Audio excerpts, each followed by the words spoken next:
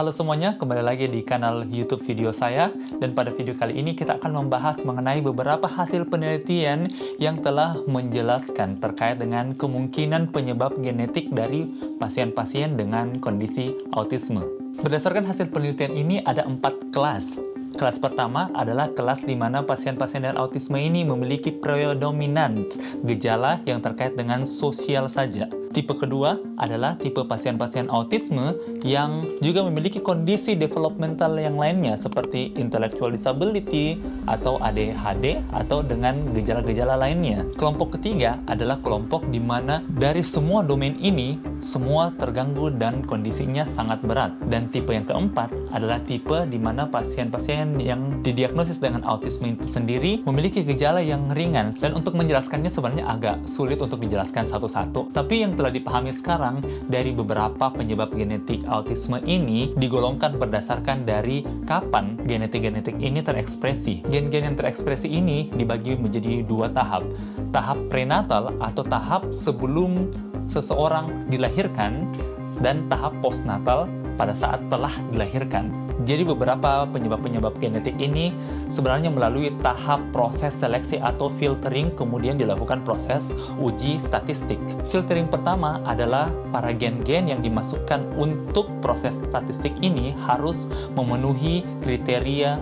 1. Gen ini memiliki variasi atau mutasi yang berlokasikan di coding yang akan dikodik menjadi protein. Untuk teman-teman semua yang masih bingung apa sebenarnya itu mutasi. Nah, mutasi itu seperti kalau kita memiliki suatu resepi untuk membuat kue dan terdapat kata-katanya itu kurang masuk akal. Misalnya ada katanya yang tidak terprint, maka kita mungkin saja menciptakan suatu kue yang berbeda dari yang harusnya kita ciptakan. Nah, materi genetik atau DNA kita juga tuh seperti itu. Jadi DNA itu hanya seperti resep saja. Ketika terjadi masalah dari resep tersebut, hasil akhirnya juga kemungkinan akan berbeda, bisa berakibat fatal, bisa juga rasanya doang tapi bentuknya sama.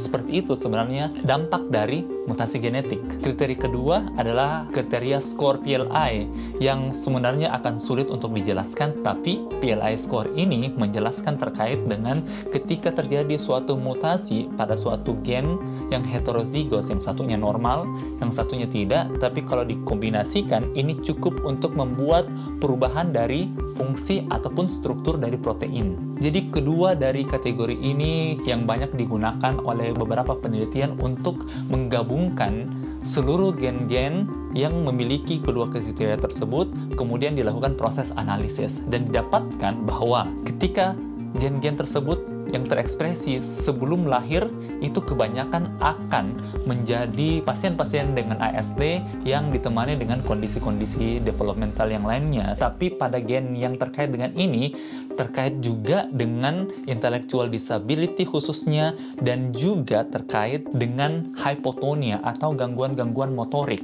Sedangkan gen-gen yang terekspresi setelah lahir itu kebanyakan lebih ringan gejalanya. Oleh karena itu, sampai sekarang masih banyak sekali peneliti-penelitian yang akan mencoba mentranslate dari hasil genetik ini, dicoba di suatu sel untuk dilihat apakah memang akan berdampak kepada perubahan struktural sel dan juga bagaimana ekspresi proteinnya di suatu kultur sel tersebut, dan juga bagaimana ketika kita melakukan suatu proses mutasi yang diberikan kepada suatu sel tersebut atau kepada suatu animal, apakah akan berkembang menjadi fenotip yang kita dapatkan di pasien. Semoga video ini bisa membantu memahami terkait penyebab dari pasien dengan autisme secara genetik sampai saat ini dari hasil penelitian sekarang. Kemungkinan ilmu-ilmu dan juga konten dari penyebab dari genetik autisme itu sendiri akan berkembang dan insya Allah akan saya update kembali. Terima kasih telah menonton video kali ini.